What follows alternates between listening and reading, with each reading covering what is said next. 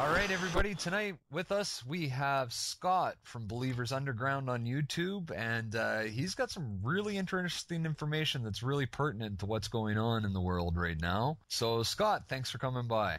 No problem. So, Scott, I've been watching your videos on YouTube for quite a while now, and I'm going to be honest to say that when I first saw it, I thought you were crazy. I thought that you had no clue and were just one of these guys that was making it up. Little did I know that looking back over all your information, you were pretty dead on. So, how did you get started doing the YouTube videos? Well, I never watched YouTube or anything. I'm a reader. My kids did YouTube, and then I had so much information. I was like, you know what? I put this grant in with USGS, and it got validated, and I don't know what was going on with that, but I go, you know what? I can't wait. So I started putting them up on YouTube. But I also knew that with this stuff, I was going to have to lay down the groundwork for months and months and months. And I figured I might as well have some fun with it. And so that's what I did. If you go through all the old links and stuff, it has all the stuff on all the radioactive stuff all over the place. And it's a joke. And that ice, it's a runaway. And the fractures on it. I was just lining it out. And I'd do little, 40 earthquakes in the next 3 months, 6.0 or greater. And, I'd throw one of those out. And I'd go, okay, 80 earthquakes and 250,000 dead in the next 6 months, and throw one out like that so they could, say, hey, man, wait a second. What the heck? How come he's so, why he's doing that? He's predicting this stuff. And I mean, this is just pressure and weight. And boy, this world is totally deceived. I got on YouTube and I'm going, holy smokes, I was listening to all the different stuff. And I am very thankful and grateful to all the truthers that came before me. I mean, they laid down a huge audience to get this information out pretty quickly, even though it took a lot of months to finally get my first 1,000 subs. And that was like 6 weeks ago. And I think I was at 1997 just right now before the show. So I'll hit 2,000, so it's starting to take off exponentially. But it has nothing to do with me. It's the information. I mean, holy smokes, we're in trouble. So you started uncovering this information. The thing I've heard you talk about the most was post-glacial rebound. What is post-glacial rebound? Well, around 14,000 years ago, when you had all those woolly mammoths freeze and, with buttercups still in their stomach, all that weight pushed down all those continents and depressed them. I mean, that's a lot of weight. Now, as this weight leaves those continents start to rebound. They start lifting up. And that anomaly is happening all over up there in the Antarctic right now. I have one article where this guy had a 9-hole golf course next to the lake's edge, and now it's 18 holes, and he was thinking of expanding it to another 18 holes. I mean, that water's receding so fast, it's ridiculous. That whole area up there is rebounding. We've lost 9 Californias worth of ice in the last 3 years alone. I mean, that is a lot of weight. It's like a lead weight on a tire. You take that weight off from over there, and it doesn't matter if that water or that ice is in water. It's all land. And when you take that weight off that land and you put it somewhere else on the globe, well, that weight's taken off. So that land starts to lift back up. Now, where this water is going, this heavy weight, it's going into geofragile zones in the ocean. And it's sinking the ocean floor. And it's pushing the magma. It's like a magma wave. So you're going to see volcanoes. And I said that on my second vid when I came on YouTube like 10 months ago. I mean, and it's in our face. And the money players, man, that ICCP, oh, man, they are dirty as hell.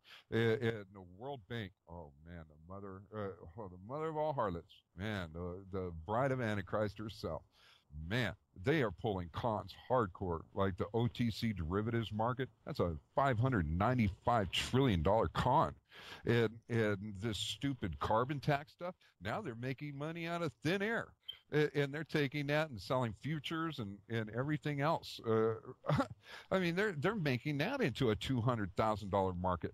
And now with this lithium stuff, which they knew about all along, that was $1 trillion worth of lithium that they found over there in Afghanistan. That's what 9/11 was all about. It's about money. This is what the World Bank does. They got the whole entire globe tied up in trade agreements. They run the show. It's just that simple. So, do you think that they're using? So, what you're saying is that they're using this post-glacial rebound as a way to make money, like conning it off as in climate change? Well, this is real stuff. It's happening. And these guys are profiting immensely behind this stuff. Like these oil companies, these are the good old boys club. Big time. All these oil companies like PB, man, they went short on their stocks hardcore. And they threw their money into lithium. These guys are all going to battery technology. They're way ahead of everybody else. Man, these are all smoke and mirror things. It's amazing. They get away with this stuff time and time and time and time again.